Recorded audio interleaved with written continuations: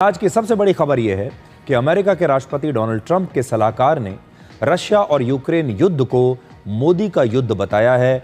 इसे मोदीज वॉर कहा है। आज हम इसका विश्लेषण करेंगे कि इसके पीछे क्या मंशा है। अगर यह बात सही है तो इसका मतलब है कि इंडिया हैज अराइव्ड, यानी भारत अब दुनिया की एक नई महाशक्ति बन चुका है और अब अमेरिका भी इस बात को स्वीकार कर रहा है। और अमेरिका यह कह रहा है कि भारत हजारों किलोमीटर दूर बैठकर रशिया और यूक्रेन के इस युद्ध में बहुत सक्रिय भूमिका निभा रहा है और असल में इसके पीछे प्रधानमंत्री मोदी हैं। ज़्यादातर लोग इसे बहुत नेगेटिव बयान मान रहे हैं, लेकिन अगर आप मुझसे पूछें तो मैं तो ये कहना चाहूँगा कि आखिरकार अब अमेरिका भी भारत को एक महाशक्ति मानने लगा है। और ये अच्छी बात है कि प्रधानमंत्री मोदी इतना दूर बैठकर भी इस युद्ध में एक सक्रिय भूमिका निभा सकते हैं। भारत से करीब 4,200 किलोमीटर दूर रशिया और यूक्रेन के बीच लगभग 3.5 वर्षों से यह युद्ध चल रहा है, लेकिन अब अमेरिका यह कहता है कि यह मोदी का युद्ध है। आप सोचिए, यानी प्रधानमंत्री मोदी यहां बैठे बैठे यूक्रेन तक रिमोट कंट्रोल से इस युद्ध को कंट्रोल कर रहे हैं। अमेरिका की बात माने तो ऐसा लगता है कि इस युद्ध का संचालन भारत से हो रहा है। इस बयान का मतलब यह है कि भारत दुनिया का सबसे बड़ा लोकतंत्र होने के साथ साथ अब एक ऐसी ताकत बन चुका है जिससे अमेरिका जैसी महाशक्ति भी बेचैन हो रही है। और अमेरिका रशिया और यूक्रेन के युद्ध को पुतिन का युद्ध मानने की बजाय इसे मोदी का युद्ध मान रहा है। अमेरिका को लगता है कि प्रधानमंत्री मोदी इस युद्ध में रशिया की मदद कर रहे हैं। रशिया के पीछे भारत खड़ा है। देखिए कैसे दुनिया बदलती है, समय बदलता है। एक समय था जब लोग कहते थे कि भारत के पीछे रशिया खड़ा है, भारत के पीछे रशिया की ताकत है, रशिया भारत को समर्थन दे रहा है। और आज अमेरिका जैसा देश ये कह रहा है कि रशिया के पीछे भारत खड़ा है, रशिया के पीछे प्रधानमंत्री मोदी खड़े हैं। कैसे समय का चक्र बदला है, इस बात को देखिए। तो राष्ट्रपति ट्रंप के सलाहकार पीटर नोवेरो ने अपने इस बयान में 3 बड़ी बातें कही हैं। पहला, अगर भारत आज रशिया से तेल खरीदना बंद कर दे तो कल उसका 25% एक्स्ट्रा टैरिफ खत्म हो जाएगा। तो ये एक डील दे रहे हैं नोवेरो और कह रहे हैं कि आप रशिया से तेल खरीदना बंद कर दीजिए और हम ये 25% एक्स्ट्रा टैरिफ जो आपके ऊपर लगाया है इसे हम हटा लेंगे और फिर भारत के ऊपर 50 नहीं 25% टैरिफ रह जाएगा। उस पर भी अमेरिका हो सकता है आगे चलकर नेगोशिएट कर ले और इसे भी घटाकर 10 से 15% ला सकता है। लेकिन आप आज की स्थिति को देखिए कि आज अमेरिका ने सबसे ज्यादा टैरिफ दुनिया की बड़ी इकोनॉमीज में, बड़े देशों में अगर आप देखें तो सबसे ज्यादा टैरिफ भारत पर लगाया है। और शायद अमेरिका भारत से 2 बातों से नाराज है, खासतौर पर राष्ट्रपति ट्रंप। एक, भारत अपनी शर्तों पर रशिया से तेल खरीद रहा है, अमेरिका की बात मानने से इनकार कर दिया भारत ने। और दूसरा, भारत ने पाकिस्तान के साथ जो सीज फायर हुआ उसमें डोनाल्ड ट्रंप की भूमिका को मानने से इनकार कर दिया था। यानी अगर भारत अपनी शर्तों पर जी रहा है, अपनी शर्तों पर फैसले कर रहा है, तो डोनाल्ड ट्रंप परेशान हो रहे हैं और उसी की सजा वो भारत को देना चाहते हैं। और ये सारा दबाव इसीलिए भारत पर डाला जा रहा है। पहले इन्होंने सोचा था कि ये दबाव डालने के बाद 50% टैरिफ के बाद भारत शायद नरम पड़ जाएगा, लेकिन ये हुआ नहीं। दूसरी बात उन्होंने जो कही है वो ये कि भारत रशिया से सस्ता तेल खरीदकर उसे ऊंची कीमतों पर बेचता है और भारत के तेल खरीदने की वजह से रशिया को युद्ध लड़ने के लिए यह पैसा मिल रहा है। यानी एक प्रकार से इस युद्ध को भारत फंड कर रहा है। रशिया इस युद्ध को लड़ने के लिए जो काबिल बना है उसके पीछे भारत से आने वाला पैसा है। और तीसरा, भारत और चीन के बीच कई दशकों से युद्ध जैसे हालात हैं और चीन ने अक्साई चीन सहित भारत के बहुत सारे इलाकों पर कब्जा करके रखा है। ये बात कहकर पीटर नोवेरो ये बताना चाहते हैं कि भारत और चीन की दोस्ती हो नहीं सकती और ये होनी भी नहीं चाहिए। आप ये भी कह सकते हैं कि वो अपने इस बयान से भारत को भड़काने की कोशिश कर रहे हैं और भारत को याद दिला रहे हैं कि देखिए ये वही चीन है जिसने आपकी इतनी सारी भूमि पर कब्जा कर रखा है और आज आप इससे दोस्ती करने चले हैं। आप दोनों की दोस्ती तो हो ही नहीं सकती, ऐसा राष्ट्रपति ट्रंप के इस सलाहकार का कहना है। इसका मतलब है कि रशिया से संबंधों की वजह से भारत को अमेरिका निशाना बना रहा है। और रशिया से सबसे ज़्यादा तेल असल में भारत नहीं खरीदता बल्कि चीन खरीदता है। लेकिन 50% का टैरिफ अमेरिका ने भारत पर लगाया है, चीन पर नहीं। और भारत और चीन के रिश्तों का सुधरना भी अमेरिका को अच्छा नहीं लग रहा। यानी रशिया और यूक्रेन युद्ध को लेकर अमेरिका में भारत के खिलाफ दुष्प्रचार शुरू हो चुका है और अब बार बार ये बात कही जा रही है। लेकिन यहां पर आपको एक चीज और भी समझनी होगी। अमेरिका इसमें दो तरह के अप्रोच ले रहा है। राष्ट्रपति ट्रंप का एक सलाहकार ये कहता है कि ये मोदी का वॉर है, मोदी पर ये दबाव डालने की कोशिश करते हैं।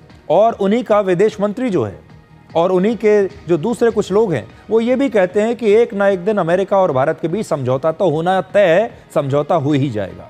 यानी एक तरफ वो बातचीत के रास्ते बंद भी नहीं करना चाहते, खुले रखना चाहते हैं। उनका एक जो नेता है या एक मंत्री है वो एक दिन भारत के लिए अच्छा बयान देता है, फिर दूसरा जो नेता या मंत्री है वो दूसरे दिन भारत के लिए एक नेगेटिव बयान देता है। यानी दोनों तरफ की अप्रोच ये लोग अपना रहे हैं। और राष्ट्रपति ट्रंप बार बार प्रधानमंत्री मोदी की तारीफ करते हैं, लेकिन साथ ही ये भी कहते हैं कि मैं उनके ऊपर बहुत दबाव डाल रहा हूं। तो पहले इनकी बात कर लेते हैं जो आपकी स्क्रीन पर हैं। ये हैं 76 वर्ष के पीटर नवेरो। ये अक्सर अपने विवादित बयानों और सख्त टैरिफ नीति के लिए अमेरिका में बदनाम है। वर्ष 2024 में अमेरिका की सांसद की अवमानना करने के बाद इन्हें 4 महीने की जेल की सजा हुई थी। ये वर्ष 2020 में अमेरिका के राष्ट्रपति चुनाव में ट्रंप की हार के बाद इन्हीं नवेरो साहब ने चुनाव में धांधली का झूठा नैरेटिव फैलाया था। और अमेरिका के मशहूर उद्योगपति इलॉन मस्क भी इन्हें एक बार मूर्ख कह चुके हैं। यानी खुद अमेरिका में भी इस समय बहुत कम लोग ऐसे होंगे जो नवेरो की बातों पर भरोसा करेंगे। अमेरिका के भारत विरोधी बयानों का सबसे बड़ा मतलब यह है कि प्रधानमंत्री मोदी बिल्कुल सही रास्ते पर चल रहे हैं और इसीलिए अमेरिका और राष्ट्रपति ट्रंप इतने बेचैन हैं। असल में प्रधानमंत्री मोदी ने जो अप्रोच ली है उससे राष्ट्रपति ट्रंप बहुत ज़्यादा बेचैन हो गए हैं। उन्होंने सोचा नहीं था कि ये मामला इतना लंबा खिंच जाएगा। उन्होंने सोचा ये था कि 50% टैरिफ की जैसे ही मैं धमकी दूंगा भारत हमारे सामने झुक जाएगा, लेकिन ये हुआ नहीं। और इसीलिए भारत ने ट्रंप को ऑपरेशन सिंदूर में सीज फायर का क्रेडिट भी नहीं दिया, श्रेय बिल्कुल नहीं दिया। और अमेरिका के 50% टैरिफ के सामने झुकने से भी भारत ने इनकार कर दिया और भारत झुकने की बजाय अब अमेरिका का मुकाबला कर रहा है, जो कि राष्ट्रपति ट्रंप ने सोचा ही नहीं था। वो इसके लिए तैयार ही नहीं थे और इसलिए अब एक प्रकार से ऐसा लगता है कि राष्ट्रपति ट्रंप फंस गए हैं। इसलिए अब हम पीटर नवेरो के उस आरोप को भी डिकोड करेंगे जिसमें उन्होंने रशिया और यूक्रेन युद्ध को प्रधानमंत्री मोदी का युद्ध बताया है, मोदीज वॉर इसे कहा है। लेकिन आप ये भी देख लीजिए कि आज क्या हुआ है। आज सुबह रशिया की सेना ने यूक्रेन की राजधानी कीव पर 598 ड्रोन्स और 31 मिसाइल से एक नया हमला किया है। हालांकि यूक्रेन ने दावा किया है कि उसके एयर डिफेंस सिस्टम ने इनमें से ज्यादातर ड्रोन्स और मिसाइल्स को रोक दिया। लेकिन ये आज की नई तस्वीरें हैं जो आप देख रहे हैं।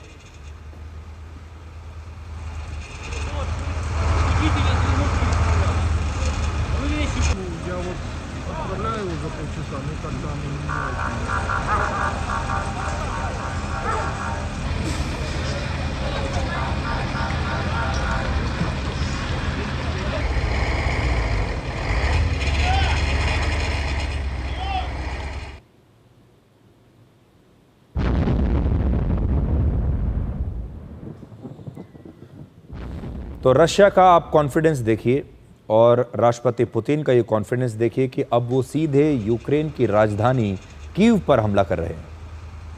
और रशिया और यूक्रेन में से अभी तक किसी भी देश ने इस युद्ध को मोदी का युद्ध नहीं बताया है। ये दोनों देश ये आरोप नहीं लगा रहे। ना रशिया ये बात कह रहा है, ना यूक्रेन ये बात कह रहा है। और अमेरिका खुद इस युद्ध को रोकने में बुरी तरह से नाकाम रहा है और अब वो इसे प्रधानमंत्री मोदी का युद्ध बता रहा है, जबकि खुद अमेरिका को यूक्रेन युद्ध से सबसे ज्यादा फायदा हो रहा है।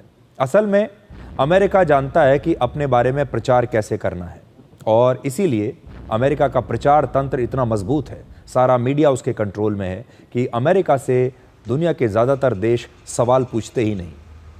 लेकिन अगर आप इस मामले की गहराई में जाएंगे तो आपको पता चलेगा कि इस युद्ध का सबसे ज़्यादा मज़ा अमेरिका को ही आ रहा है। सबसे ज़्यादा फायदा अमेरिका को ही हो रहा है।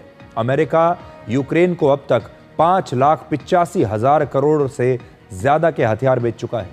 यानी यूक्रेन रशिया से लड़ने के लिए अमेरिका से हथियार खरीद रहा है, 5,85,000 लाख करोड़ रुपए के हथियार। देखिए, ये कोई छोटी मोटी रकम नहीं है और ये सारा पैसा जा रहा है अमेरिका की जेब में। अमेरिका क्यों चाहेगा कि ये युद्ध रुके? यूरोप के बड़े बड़े देश अब अमेरिका से 8 लाख करोड़ रुपए के नए हथियार खरीदेंगे और यूक्रेन को लड़ने के लिए ये हथियार मुफ्त में दिए जाएंगे।